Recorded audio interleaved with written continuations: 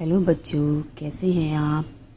आज मैं आपको सिखाऊंगी कि कैसे हम कोई कोटेशन और कोई भी स्लोगन एक पेपर पर लिखते हैं।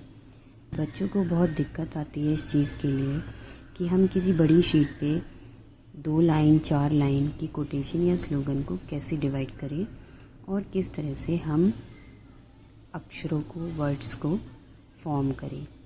तो आज मैं जो ये वीडियो लाई हूँ ये है स्लोगन या कोटेशन को हम कैसे एक बड़ी शीट के ऊपर बनाएं। मैंने A3 साइज शीट ली है। अब इस शीट के ऊपर सबसे पहले हमें यह देखना है कि जो हमें स्लोगन या कोटेशन लिखनी है वो कितने लाइंस की है। तो बच्चों, सबसे पहले हमें ये देखना होता है कि जो भी कोटेशन या स्लोगन हम लिख रहे हैं वो कितने पार्ट में डिवाइड हो सकती है। आप 2 लाइंस को मिक्स नहीं कर सकते। जैसे मैंने ये लिखी है ये कोटेशन, जीवन में ऐसी सोच रखिए, तो रखिए के बाद आपको दूसरी लाइन लेनी है। आप उसी लाइन को कंटिन्यूएशन में नहीं कर सकते हैं। तो आपको ये डिसाइड करना है कि पहली लाइन में क्या होना चाहिए, दूसरी लाइन में क्या होना चाहिए। तो अब हम क्या करते हैं, अब हम शीट को, जैसा कि ये 5 लाइनें हैं, तो मैंने पूरी शीट को इन 5 लाइनों के अकॉर्डिंग डिवाइड कर दिया है। 2 चीज़ें ध्यान में रखनी है कि जो डिवीज़न है वो बैलेंस्ड होना चाहिए। ऐसा नहीं कि एक लाइन के अक्षर मोटे हों और एक लाइन के अक्षर छोटे हों, और पूरी जो शीट है वो कवर होनी चाहिए। ऐसा ना हो कि ऊपर की तरफ से हम ज़्यादा हैवी कर दें शीट को और नीचे की तरफ एक लाइन हो। तो इसके लिए हम क्या करेंगे, हम प्रॉपर लाइंस डिवाइड करेंगे इक्वल रेशो में, ताकि पूरी शीट कवर हो जाए और जो हमारा कोटेशन है वो सुंदर दिखाई दे। तो इस तरह से मैंने ये स्केल के थ्रू डिवाइड कर लिया है। मैंने स्केल की जो थिकनेस है, जो विड्थ है, उसी को ही मैंने एक मेन वो मान लिया है, मेजरमेंट का पॉइंट। मैंने इंचेस और उसमें डिवाइड ना करके स्केल की जो थिकनेस है उसी को ही मेन मान लिया है। अब जैसे थोड़ा सा मुझे लगा कि मेरा जो लाइनमेंट है वो थोड़ा नीचे की तरफ आते आते पीछे स्पेस छूट गया था, तो इसीलिए मैंने क्या किया, नीचे से थोड़ा और ऊपर करके दोबारा से मैंने ये लाइंस डालनी स्टार्ट करी हैं। अब इन लाइंस को हमने बीच के गैप में और चारों तरफ की जो एरिया है वो इक्वल ही हमने उसको छोड़ना है चारों तरफ से। तो इसलिए अब मैं लाइन का फॉर्मेशन दोबारा से क्रिएट कर रही हूँ, क्योंकि नीचे की तरफ थोड़ा सा ज़्यादा स्पेस रह गया था। तो ये इसमें कोई फॉल्ट नहीं है। ये आप किसी भी कोटेशन या स्लोगन बनाने से पहले आपको ये डिवीज़न करना पड़ता है और आपको करना भी चाहिए। ये ज़रूरी होता है, क्योंकि इसके बिना आप किसी भी स्लोगन को प्रॉपर तरीके से बैलेंस्ड किसी शीट पर नहीं बना सकते।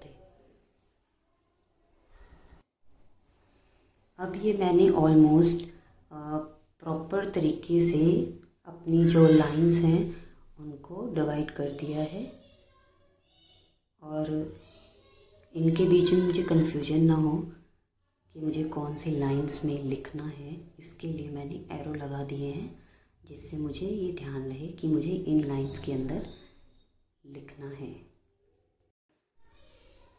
अब जैसा कि मेरी कोटेशन 5 लाइंस की है, तो इसके लिए मैंने इसमें नंबरिंग कर दी है और ये है मेरी कोटेशन।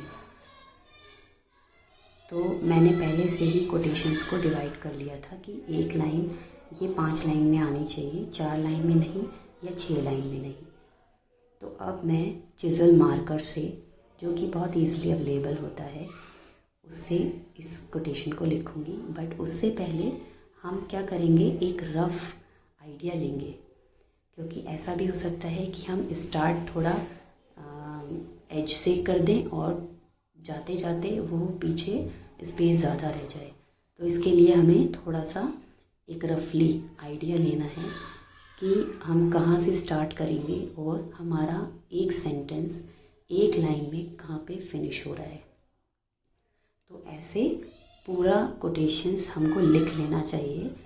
इससे क्या होता है, इससे एक इम्पॉर्टेंट चीज़ ये भी होती है कि जब आप लिखते हैं और आप इतने इन्वॉल्व हो जाते हैं कोटेशन को लिखते टाइम, क्योंकि आपका फोकस सिर्फ उस वक्त कैलीग्राफी पे होता है कि आपकी जो राइटिंग है it should be neat and clean, और इसलिए आपकी जो लिखने की स्पेलिंग है, चाहे वो हिंदी हो या इंग्लिश, उसमें मिस्टेक्स हो जाती हैं। तो बेटर यही है कि आप अपनी कोटेशन को हल्की पेंसिल से, ज़्यादा डार्क नहीं, और पूरी कोटेशन को लिख लें ताकि उसमें गलती की कोई भी 1% भी चांसेस ना हो। अब हमने अपनी कोटेशन पूरी कर ली है और अब हम इसको चिज़ल मार्कर की हेल्प से फाइनल करने जा रहे हैं। तो आप जैसे देख सकते हैं, मैंने जो चिज़ल मार्कर लिया है दिस इज़ 45 डिग्री एंगल, और जो ये मार्कर है इसका जो कट है वो लेफ़्ट की साइड ज़्यादा है, और मैंने इसको स्ट्रेट पकड़ा हुआ है। इससे क्या होता है, इससे जो चिज़ल मार्कर का इफ़ेक्ट है, जो कि बेसिक देवनागरी होती है, उसका इफ़ेक्ट आता है।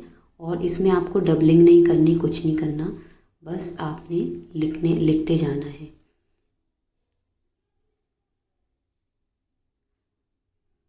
आपको बेसिक चीज़ जो है वो ये याद रखनी है कि जो आपका चिज़ल मार्कर है वो स्ट्रेट हो, स्ट्रेट इन द सेंस कि वो स्लांटिंग पोजीशन में ना हो, वो स्ट्रेट हो, और आपने प्रॉपर वो एक ही एंगल में पकड़ा हो।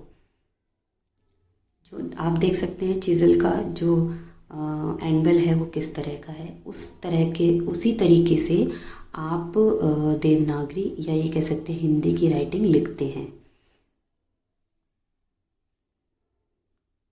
आपने बिल्कुल भी इम्पेशेंट नहीं होना है। जब भी आप कैलीग्राफी लिखते हैं तो आपको बहुत ही पेशेंस चाहिए होता है उसको लिखने के लिए, लेकिन जब एक बार आप लिखते जाते हो तो आपको वो इजी लगने लगता है। लेकिन आपको पेशेंस रखना चाहिए लिखने के लिए।